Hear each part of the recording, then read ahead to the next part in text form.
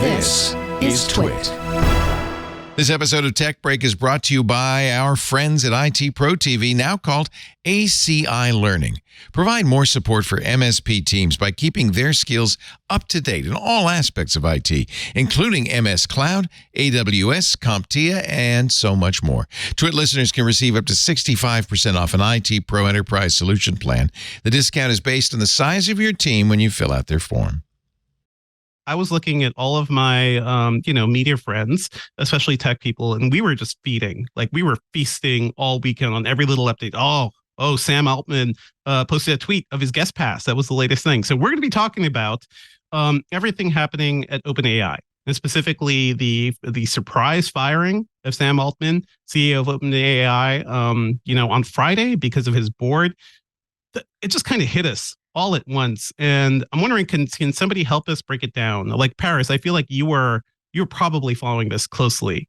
Yeah, let me give you a little bit of the TikTok here. And this is, I guess, put together with context. Around noon Friday, news breaks via the form of a press release that OpenAI's board has fired CEO Sam Altman. And notably, the thing that I think is worth noting with this is the press release is kind of snarky for one of these press releases. It says he was fired because he wasn't candid in his communications. And that's not something you normally get for a firing like this. So already the tech press is hackles are raised. They're like, this guy's out. What's going on?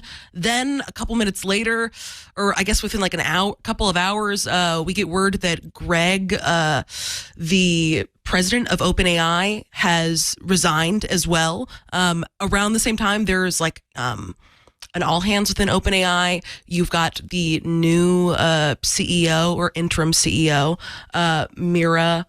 I'm forgetting her last name. She talks to people, is like, Microsoft has total confidence in OpenAI. We're going to be totally fine. But over the next 24 hours, news starts to break that not only basically what happened here was a coup. Sam Altman didn't know about any of this until he was put in a Zoom meeting with the board and told you're fired. Mira, the new interim CEO, Murati, the new interim CEO of OpenAI, didn't know until the day before that she was going to be the new interim CEO of a company. The president, who has since resigned of OpenAI, didn't know until he was put into a Google Meets. And over the rest of Friday, you start to have senior OpenAI researchers resign en masse.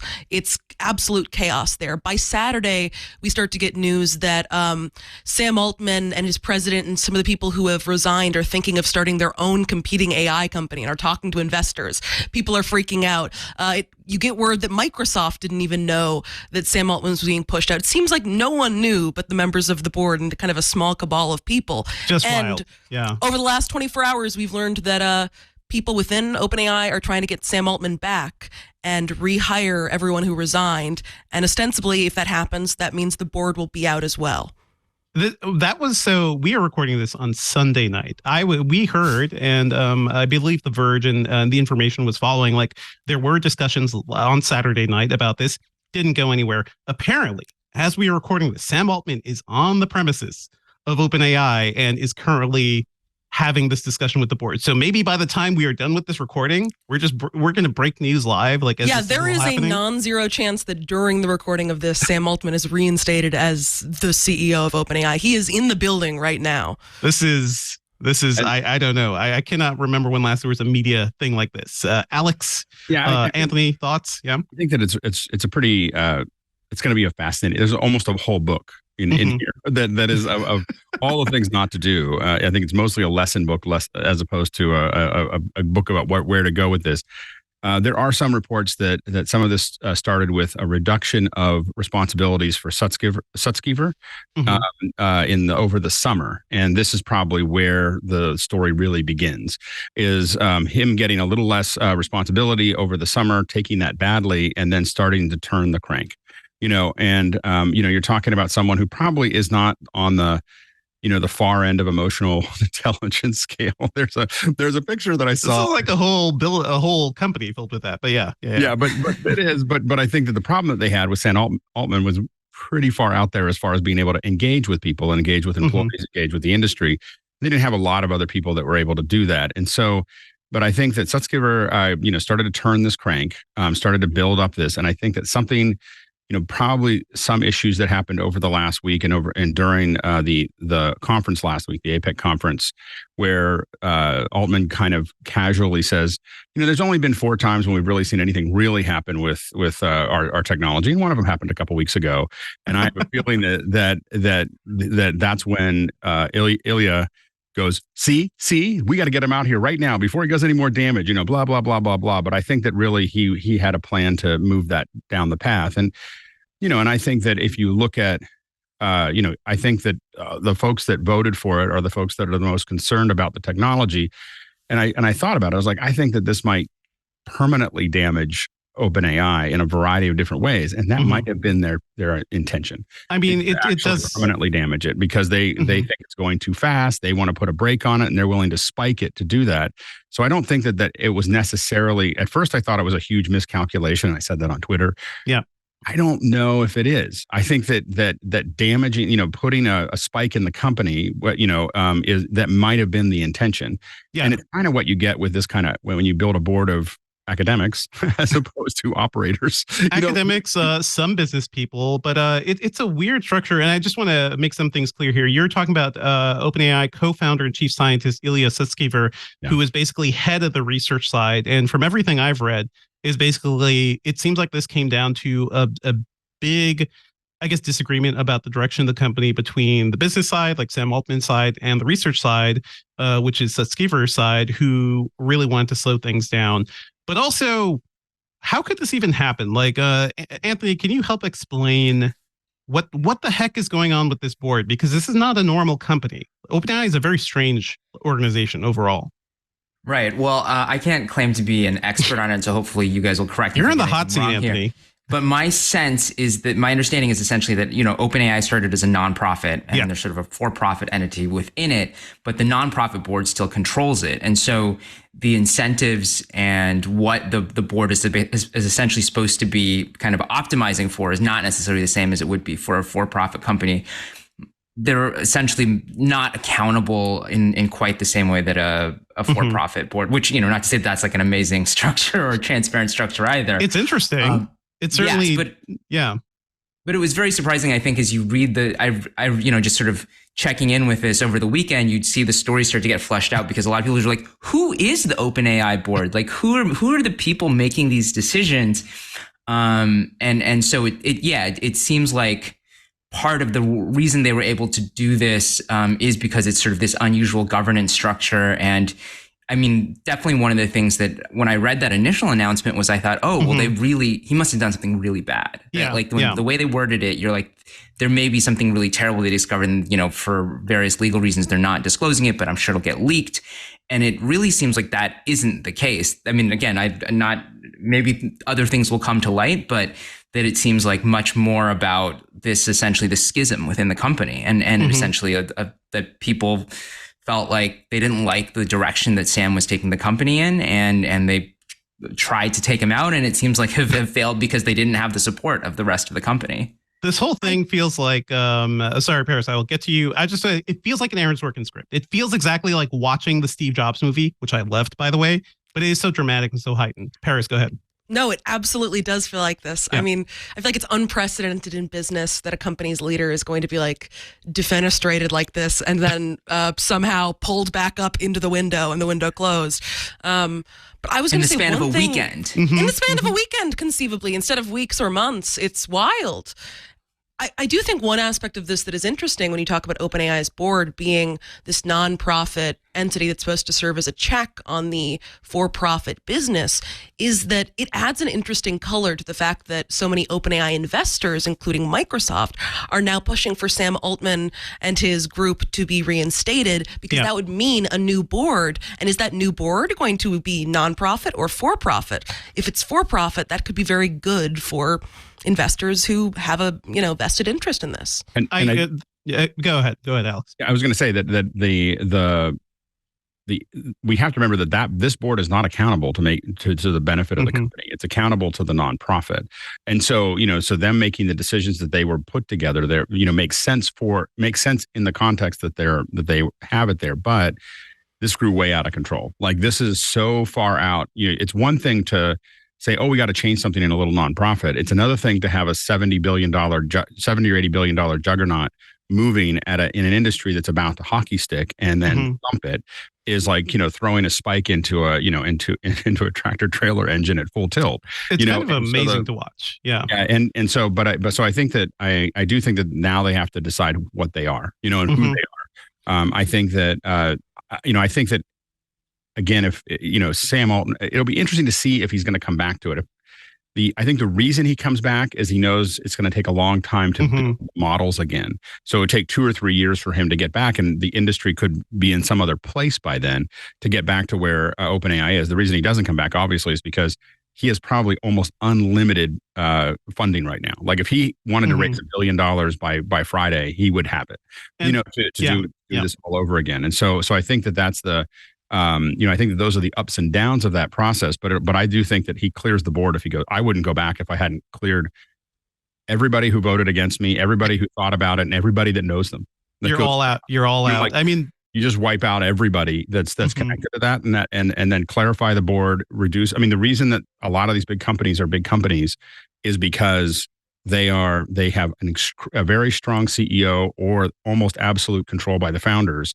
That's the why. If you look at Google, Facebook, Apple, as it grew, all these companies, Amazon, there was a very, very strong CEO or founders that had almost absolute control. Allowing a committee to start making these kind of decisions is crazy. It's not unheard of in the world of tech, though. Like looking at OpenAI, I'm thinking of like how much of this is like a hyper accelerated startup, right? Because Steve Jobs was kicked out of Apple, right? Jack Dorsey was kicked out of Twitter. It is a thing that does happen. It's strange to see it happen so soon. So that's like the thing that's really getting to me. But also, I think we should probably take a step back just for the listeners. Like, what the heck is OpenAI? Because I think even the very foundation of this company is unusual. It's really strange. It's a whole thing because it was Sam Altman, it was Elon Musk, it was a whole bunch of those folks coming together to stop bad AI. And that's why this whole thing is really weird. It's very much like the Simpsons joke of Principal Skinner going to the burlesque house. He's like, I'm here to figure out how to get out of here, right? Because they want their supposed goal, and the goal with the research side is to create AGI, artificial general intelligence, but also create it and then make sure it's not bad. And it's there's a lot of like AI, I don't know, doomsayer stuff going on with them too. Like this is a weird company that pushed itself to build AI, and I think arguably did it better than anybody at this point, like more so than Google, but also was never about taking over the world with AI. But then that ended up happening, right? It's a very weird thing. Yeah, in 2019, when Sam Altman became the CEO of OpenAI, he helped form kind of the for-profit entity that exists within this non-for-profit entity. And the reason why they did that is ostensibly they were hoping to like raise money from outside investors, including like Microsoft, in order to fund like servers so that they could actually train the best AI and accomplish their original nonprofit goals. And part of this solution is that there's kind of supposed to be a theoretical cap on the profits the company could generate for its principals and investors, which kind of gets more complicated. And I think probably gets to the root of what this conflict is about, which is ostensibly was kind of kicked off by simmering disagreements between Altman and people on the AI research team about what they're developing and how best to use it and whether or not to slow that down. And I think yeah, go ahead. I think that one of the challenges is also, you can say, well, it's all about the commercialism of it, but there's also there's a side of research that wants to just keep it pure, of all research in all areas. They want to keep it pure. They don't want to have it be, and then there's commercialism. But part of that problem with commercialism is also continuing to have a seat at the table. The industry is moving so quickly. If AI didn't grow with it, it would just become this kind of book stop of this was a Xerox PARC for everybody, like everybody came in, they all went here and then they all left and you see this, Reid Hoffman left and Elon Musk left, all because they're doing their own things out of that. And you would have just slowly seen AI just kind of dissipate into nothing. Again, able to continue to grow. And so the commercial side of it is the more practical side of this. If we want to actually be part of the conversation, we have to keep on growing with the industry that's in front of us.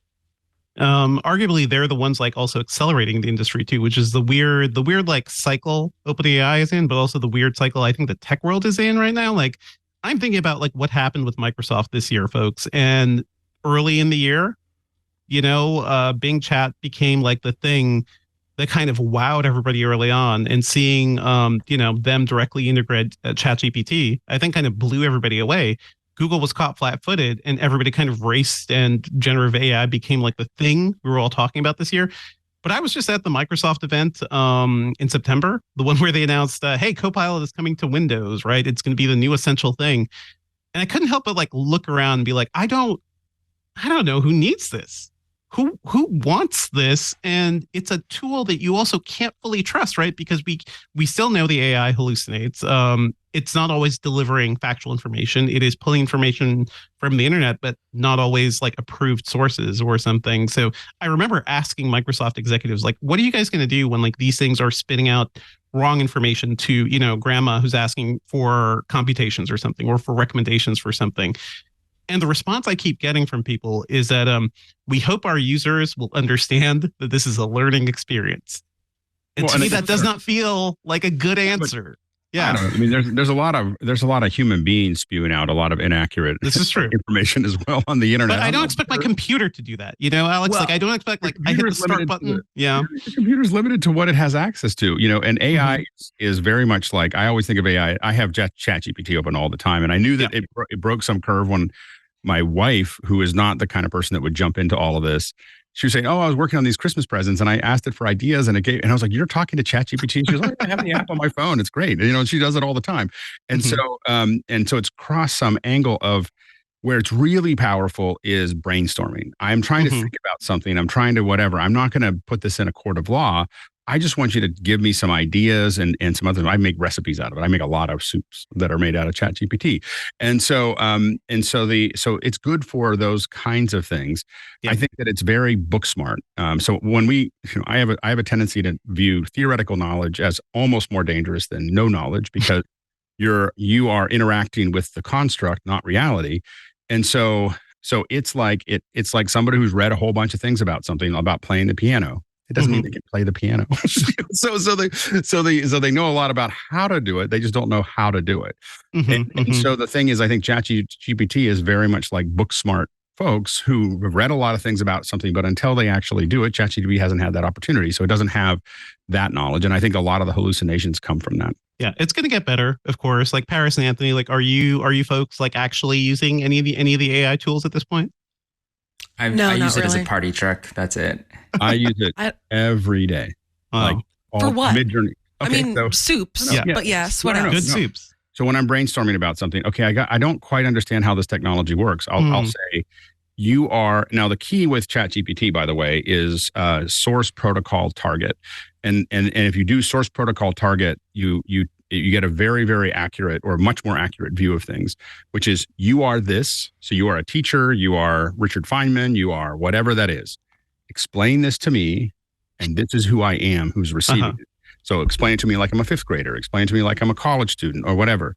And it will wire something together that is very effective, and what I do is I'll scan through that. But a lot of that, what it does is it gives me language, and then I go to Google and I start Googling, but I know what to Google for now. Like, I can find out more information about this because of X, Y, and Z. Now in Midjourney, I use it for a lot of my presentation. I do a lot of keynote presentations. And so I do a lot of presentations. And if I'll say, I want, I had a presentation. I needed 3 confused guys with glasses in the style of Pixar over a plain white background. And so I get that, and then I key it and I put it into my thing. And it's a funny, but I have like in a given presentation, I might have 20 or 30 of those images that I generated out of ChatGPT as what we would call, I used to do legal animation in another life, and we would have demonstrative evidence and evidentiary, or demonstrative, and evidentiary. And I did mostly demonstrative, which is I can explain something to you. It's not evidence, and I don't have to prove it. I just am using it to explain a concept. That's what I find that ChatGPT is really good at. It's what I use Midjourney for. But I have them all the time, they're opened all the time. And I think that, it really does accelerate a lot of things that we're working on. So. I mean, here's the thing, Alex, I feel like I've listened to you for years, so I kind of get a sense of like how you interact with tech, and you are a power user. You're a very technical user, right? I'm just worried when like my grandma or somebody else is like starting to ask the same questions and it's just delivering information. And that is the end of the conversation, right? Like when they're not going to Google to do the future research, but they're running based on whatever the thing is. I worry about people Googling. Yeah. I mean, I think that's fair. Well, yeah, that's all fair. It's like Google is. I mean, you're asking a bunch of random people what their opinion is about something. I don't know if that's that much more. I mean, that's an act of sifting through knowledge, though, right? And not just accepting what you're given at first. So, we should be doing that all the time with absolutely everything that we listen to and see. You should be sifting information. If you see something on the news, what are the three other organizations that don't agree with each other? So give me a liberal, a conservative, and a middle ground. Whatever they agree on is probably pretty close to the truth, and everything else is their opinion. And so you have to, but you've got to constantly if you want the truth, you have to constantly by triangulating it, not accepting any one source as truth. It's I mean, there's something to be said for using AI stuff as a tool. I think one of my favorite things right now is Mac Whisper, which is the app that taps into, language models to just transcribe text. Yep. And I'm a reporter, so I'm always recording audio. And the worst part of my life is sitting there and just like manually trying to transcribe notes. Wait, what sort of service do you use for that? It's listen. So I used to use Rev, which was like a really nice transcription service. It wasn't that expensive. Then we learned that Rev treated its employees like crap, like not so good. So we kind of moved away from Rev, and then I started using other things that were also like AI based. I think it was Comma AI. I forget if that's the right company. You tried Otter? Otter. It was Otter for a while, and they were also using like AI transcription stuff. But now, like with the large language models, I don't have to like send it somewhere. I can just like sit there. I have a 5 gigabyte large language model sitting in my computer that could just give me really high quality transcriptions. It takes 10 minutes, but that's like an hour I don't have to spend doing this stuff, and I can look at the copy and clean it up. But it's still pretty good, and that makes my life functionally better. So for me, that stuff is good. Yeah. And when you think about accessibility with these large language models, there's going to be a point where your average city council meeting will be translated in real time to 60 languages. And that point in time when that happened, while they're talking, you could come in and say, I want to listen to this in Khmer, or I want to listen to this in Amharic, and you'd be able to get that language for anybody in that community. And, that time is probably less than 24 months away, like at the speed at which this is evolving. And so there are a lot of things. We started using Zoom has a summary. It has this thing where it'll listen to you and give you a summary. We don't use it with external clients because we're not, we don't want to weird them out, but we use it for internal meetings all the time. It is remarkable. Like it is like, it's way better. I used to always be in a meeting with somebody to take notes because I don't take notes. And so having it do all of that for me was, and it really, it's kind of amazing. And those are the kind of things that this is going to be able to do much faster very soon. Yeah. I used to be a bit of a bear when it came to Gen AI, but even last week on This Week in Google, we were talking about ChatGPT and kind of the recent GPT marketplace that they've rolled out. And Leo has been making some of his own GPTs. He gave a couple of examples of... Who let this happen? I feel like only bad things will come from this. This is what I thought as well. But no, they were actually quite interesting. It was like he had a bunch of different PDFs and texts relating to a programming language he's trying to learn, put them all in his GPT. And so like set it up so that the system cannot pull any information from anywhere other than the text he's put in there, put in a couple different websites. And then anytime he has a question about this programming language, he can just ask his, custom GPT and get a custom answer specifically from like 10 different source materials. And it is fascinating. I think that is like a really, that was the first like light bulb use case I saw for these large language models that I could see infinitely scalable and like applicable to a bunch of different situations. Like what you guys were just saying, like with city council meetings, you could have a GPT of every city council meeting that has ever happened, including the transcripts for it. And you could just ask questions to that and get specific searchable results. Yeah. Anthony, I think you were going to say. Mm-hmm. Yeah, I was going to say that I think a lot of these examples speak to the promise of generative AI, and I think like where I get a little bit more skeptical is the idea that it will be and should be the sort of default interface for kind of online knowledge, that this is the thing that replaces, Google, or like the new Google is, basically a chatbot, interface for, some sort of future chat GPT. And I feel like that, maybe at some point that happens. And I think this also is something that's happening separate from the developments in AI. It's just like, this kind of 10 blue links model is kind of going away. And I think that maybe eventually we'll get there, that where it's actually a powerful interface, but it feels like there's this rush on the part of these companies that like, this is absolutely the future. Let's do this. And it feels like the underlying technology isn't really at a place where it feels ready for that. And of course, then there's the self-interested thing of like, what does the media business look like in that world? And I don't have a good answer to that either. That's a lot of things don't look so great if we scale this forward a little bit. But I can't imagine like what Satya Nadella, Microsoft CEO, felt like as this news hit, because there were reports that he was surprised by this news as well. This is a guy who pushed his, invested $10 billion, I think even more reportedly, into OpenAI, is basically centering the future of Windows and Office and everything Microsoft around it. If you hear the term Copilot, it's because they've been talking about Copilot for years. It was a part of what was it? It was a part of the programming thing that they do as well.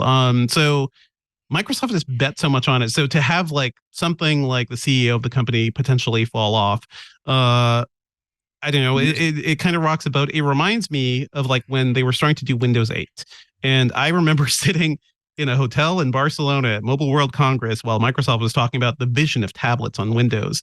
And I remember thinking to myself, you took away the start menu, you idiots. Everyone's going to hate this. And everyone hated it. So, well, I think I do think that it was a very odd move to not talk to anyone. Usually, if you're going to get rid of a CEO of a large company, of a $60 billion company, A, there's a lot of proof about why you're doing it. And B, there's a lot of discussion about it. If you look at most of the other ousters, there's usually a bunch of people talking about it. It doesn't mean that they don't get kicked out, but it usually means that there's a bunch of discussion. I don't think they wanted to discuss it because I think that the instigators of this knew that if Sam Altman got into the conversation, that they would never be able to pull this off. And if the venture heard about it, they would never be able to pull it off. And now they're learning that they're still never going to be able to pull it off. And so the issue is that I think it made Microsoft look really bad, and I think especially that he's up on stage with Sam Altman on the week before or days before, talking about AI and talking about the work together. I think that it's a really complex thing, and it's also why Apple doesn't look as crazy as they seem from the surface. So you feel like Apple really fell behind, and Apple does this often. They kind of draft on everybody, like they just kind of like. They just watch everyone take a lot of notes and like draft and like iterate privately. You know what they say? If you're one step ahead, you're a leader, and two steps ahead, you're a martyr. And they're just letting everyone kind of sort that out, as they just kind of follow behind the front line and figure out where they need to go. They've got plenty of money to go. And I looked at this, I was like, if Apple could offer Sam Altman $1 billion right now, like we'll just give you $1 billion in stock and unlimited resources and solve any catch up that they needed to do. But I don't know, I think that jumping in this quickly and this early, Microsoft kind of put themselves in that position of risk because they wanted to be aggressive. And a lot of it had to do with Google's been working on this for a decade. Like they've been doing this for a long time. I think everyone was afraid of the legal ramifications of AI. And so they kind of sat in the back until they were forced to move forward. By OpenAI and others to just start moving forward, because now they're going to get left behind if they don't kind of bend the rules and see where the edges are. I do think it starts to make sense, like why Google was taking a little while, like the caution there, because there are potential issues. Like we are now having the global discussion about like what the future of AI means, or if we're pushing too hard and not thinking about the potential downsides here. And I think Google was not ready for that conversation. It is very strange that Microsoft, of all companies, is the one like with the foot on the pedal pushing OpenAI to do this. So I find that really strange. Google would have their antitrust would be harder if they were taking a leadership position in AI as well. So they, I think there's a certain level of they don't need to add more things. I mean, if you look at how Google works without what we call AI, which is still a lot of algorithms that are there, it's like looking into the sun. Like if you've ever been in an advertising meeting with them over like how this all works, it is, I mean, the calculations that they're making are stunning, and that's without generative AI. So they definitely, and Bard, I play with Bard a fair bit as well. And it's competitive. It's not quite as good as ChatGPT, but it's definitely, they're not that far behind. At least there is competition. Like I'll also say I've used ChatGPT and Bard to do things like I have to compare products a lot because I'm a product reviewer, unfortunately. So things like what were the specs last year, compared to this year? What is the weight and stuff? Like being able to just give me a table of information that I can just glance at is super useful. And then I go and typically go, double check all that stuff. And the numbers are usually good because at least table specs are things that exist on the internet, right? So it's very easy to pull that data out and reuse it. I'm still worried about, other things. It's probably worth taking a note, though. We should talk about Sam Altman because now everyone is looking at this guy. I remember when I started covering startups over at VentureBeat along with Mr. Anthony Ha. I remember writing about Looped, which was his friend location based thing, which came out before Foursquare. Everybody called it, a social location company that was like a pioneer in the space. It went nowhere. It sold for basically the amount of money it was funded for. That's what I remember. And then he was tapped to run Y Combinator. Y Combinator, and that also felt like a thing of like, is he the role model for Y Combinator?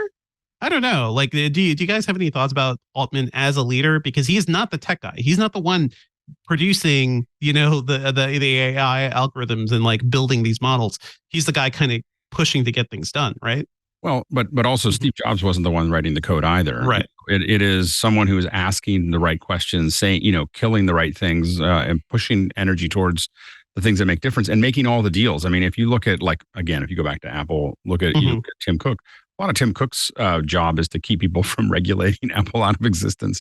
And so, the CEO's job is to do a lot of things that are a lot of soft power issues, where you're not writing the code, but you are making huge impacts and keeping, for a company as it grows, keeping everybody just going in the same direction is like herding cats on cocaine. I mean, it's like, everybody's going in 1,000 different directions and, they all have opinions and they're all excited, especially in a startup. And you have to kind of pull everybody, the CEO's job is to pull everyone together. And I don't think that they had anybody to replace him to do that. Not only that, because he's so connected to the employees, him leaving would devastate that company. Like it would, him leaving and building his own company, he'll pull half the researchers, out of it, and all of the ones that are aggressive. Like he's going to take all the aggressive ones and pull them out with him, that want to build big, and so that would make it. I mean, the company doesn't. I don't think the company lasts. Is not. It could last. I don't think the company would be effectual. Like we wouldn't think about it in 2 years if he leaves. OpenAI will be there'll be a little stone that OpenAI did this and got everybody to do this stuff. And then all these other companies happened, after them because they've, without him, I don't think they can do it. I don't think they have the people to do it. And people think that you could just put another person in charge. That's not how that works. There's a handful of people at any given time that can actually make those decisions and inspire people to move forward. I remember just, seeing him at events, seeing him at Y Combinator stuff too. And also being like, he is one of those tech, sort of people that have the huge unblinking eyes. So it's also like this man is part robot. He is just driven. And from what I've read, that was one thing that Paul Graham, the founder of Y Combinator, really liked about him, is that he was just so purposeful and so mission driven. There are quotes about Altman saying, or that he himself says, it's very easy to get people to bend to your will, which is a very I mean, I guess people like that succeed in business. So, okay. Anthony, do you have any Altman stories? Because you were covering him for a while too. I mean, I don't have any really fun stories. I mean, I've definitely talked to him. I think he and I were on stage together at some VentureBeat events and things. But I mean, if anything, I would say that I've probably, I would say that objectively, it seems like I've underestimated him for a long time. Because I remember having the same response when he took over Y Combinator and sort of, as the head of Y Combinator is supposed to do, is sort of becomes this font of startup wisdom. And I'm like, really? You got all this stuff from running Looped? Okay.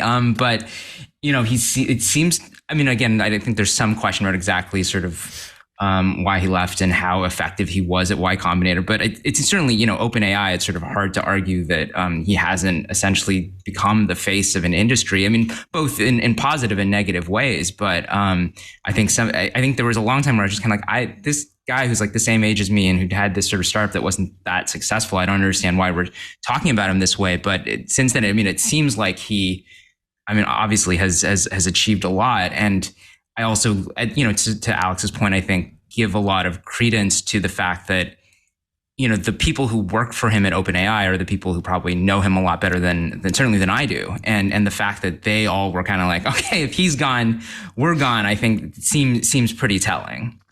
Yeah, I think it's notable that kind of one thing that is part of Sam Altman's mystique, at least at OpenAI, is that he kind of personally was responsible for recruiting a lot of the key researchers and engineers from Google and other companies that ended up being like instrumental in launching ChatGPT. So he kind of has the cultural and political clout to pick up his toys and go home when he's been kicked out of the company, and people will follow him. Well, I think that also from a thought leadership perspective, he's like I don't even know who else sits in the one or two or three people that people consider the voice of AI at the moment. Like that he's gotten to that point where people are following him on Twitter. They're watching what he's talking about, and he seems to be in the center of all of those things. And again, that's why he would be able to move to he'd be able to move to wherever he wanted to go and start something over. I think the only thing that would get him back to OpenAI, like, as I said before, is the worry of delaying, having to rebuild from scratch. Even though it would be faster than it was before, still a lot of processing.